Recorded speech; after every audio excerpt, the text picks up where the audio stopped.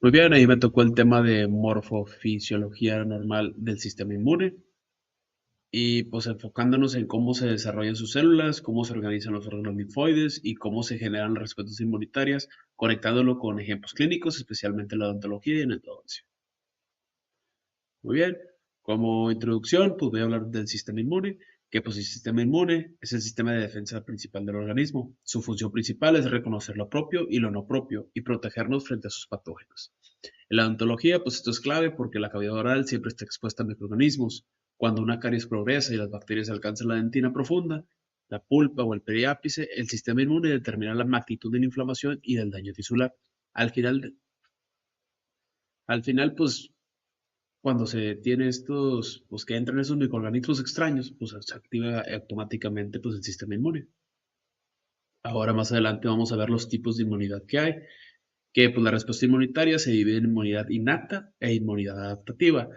La inmunidad innata es rápida e inespecífica. Actúa en minutos u horas. Un ejemplo sería, bueno, en la endodoncia es la respuesta inicial de la pulpitis aguda, donde predominan los neutrófilos y los mediadores inflamatorios. La adaptativa es específica y con memoria.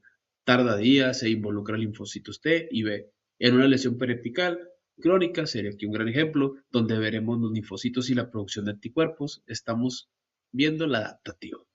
Ambas trabajan coordinadas y esa comparación queda resumida en la tabla que se muestra aquí a continuación. Después hablaremos del desarrollo celular, que pues todas las células del sistema inmune se originan a partir de una célula madre hematopoyética en la médula ósea. De ahí surgen dos líneas, la línea linfoide, que vienen estando los linfocitos B, los linfocitos T y los NK, natural killer. Luego sigue la línea mieloide, que ahí están los neutrófilos, los monocitos, macrófagos, eosinófilos, los basófilos y muchas células presentadoras de antígeno. En la endodoncia, prácticamente todas las células inflamatorias que vemos en la pulpitis y en la periodontitis apical vienen de este origen. Este es como que el árbol de diferenciación es lo que representa como que ahorita vamos a ver una imagen más adelante. Ok, aquí hablaremos de la hematopoiesis, que pues, la hematopoiesis es la formación continua de las células sanguíneas e inmunes. Ocurre principalmente en la médula ósea y sucede toda la vida. Gracias a esto, el cuerpo repone y produce células para responder a infecciones. Por ejemplo, en una infección pulpar, el reclutamiento constante de neutrófilos y monocitos depende de la médula siga produciéndolos, como se sugiere en esta imagen. Ahí pues vemos la imagen, cómo va la célula madre, luego la célula madre mieloide, la célula madre linfoide, y ahí hasta que llegan a los glóbulos blancos y en otro caso los glóbulos rojos o las plaquetas. Luego vamos a hablar de los órganos linfoides, que pues estos se dividen en primarios y secundarios. Los primarios pues está la médula ósea y timo donde se generan y maduran los linfocitos. En los secundarios pues tenemos los ganglios linfáticos, el vaso, el SLAM, donde se activan las respuestas inmunes. En infecciones odontogénicas, por ejemplo, es común que los ganglios submandibulares aumenten de tamaño por activación inmunitaria. Luego ahora vamos a hablar de los ganglios linfáticos, su estructura que pues el ganglio linfático tiene una cápsula y se organiza en corteza, paracorteza y médula. En la corteza predominan los linfocitos B, en la corteza los linfocitos T y en la médula las células plasmásticas. Esta arquitectura permite que los antígenos y las células inmunes se encuentren eficientemente. Y pues en esta imagen también logramos apreciar la distribución, como pues, en forma de diagrama, cómo se encuentra ahí el ganglio y sus estructuras. Después tenemos la función del ganglio, que pues funcionalmente el ganglio filtra linfa, es su principal función, presenta antígenos y activa linfocitos para la respuesta adquirida. Por eso cuando hay infecciones dentales se inflaman los ganglios cercanos. Eso es una consecuencia directa del ganglio, que está filtrando lo que viene del sitio infectado. Y aquí, pues en este esquema logramos ver cómo es el recorrido de los lazos. Ahora hablaremos de la médula ósea, de su estructura principalmente. La médula ósea es un tejido muy vascularizado, con células madres hematopoyéticas y un microambiente que soporta la producción celular. Esa idea de nicho hematopoyético es la clave que no solo hueso es un órgano funcional productor de estas células inmunes. Ahora tenemos la función de la médula ósea, que en función La médula hace hematopoiesis, permite la modulación de los linfocitos B y participa en la tolerancia central. En clínica, los anticuerpos que participan en infecciones endóticas dependen de los linfocitos B que maduraron aquí. Ahora hablaremos del timo y su estructura. El timo es bilobulado, con corteza y médula, y contiene corpúsculos de gesal. Esta separación anatómica tiene sentido funcional porque en cada zona ocurren etapas distintas de maturación de los linfocitos T. Aquí como podemos observar cómo encuentra su estructura.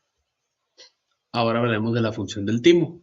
Pues en el timo maduran los linfocitos T mediante la selección positiva y negativa. Solo sobreviven los que reconocen adecuadamente el MHC propio y no reaccionan de forma peligrosa contra lo propio. Esa es la base de la tolerancia y prevención de la autoinmunidad. Ahora tenemos la tolerancia inmunológica, que la tolerancia inmunológica evita la autoinmunidad, elimina o inactiva los autorreactivos y mantiene la homeostasis en el cuerpo. En odontología es lo que evita que el sistema inmune ataque tejidos propios de manera injustificada, incluso en un ambiente tan antigénico como la boca. Ahora veremos de la anergia clonal.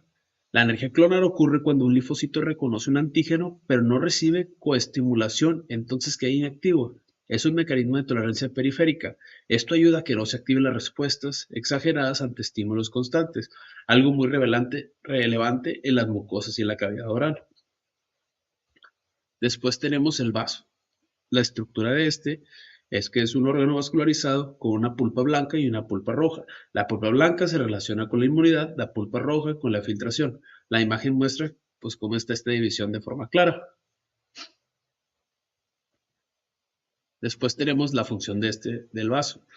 El vaso pues filtra la sangre, responde a los antígenos circulantes y apoya en infecciones sistémicas. Si una infección odontogénica se disemina o hay una bacteremia, el vaso participa en el control inmunitario. Después hablaremos del DAM. Este se localiza en el tracto gastrointestinal, respiratorio, genitourinary y también en mucosas de cavidad oral. Por eso la boca tiene defensas locales organizadas, no solo células dispersas. Y pues bueno, aquí tenemos la localización en la imagen. Ahora hablaremos de la función de este.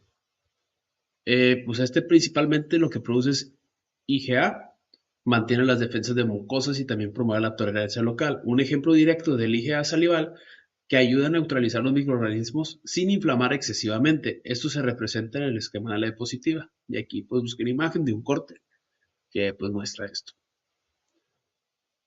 Después hablaremos de la comparación de órganos, que comparando el timo, la médula, que pues está la generación y maduración, el ganglio, los antígenos tisulares por linfa, el vaso, los antígenos en sangre, el LAM, los antígenos en mucosas.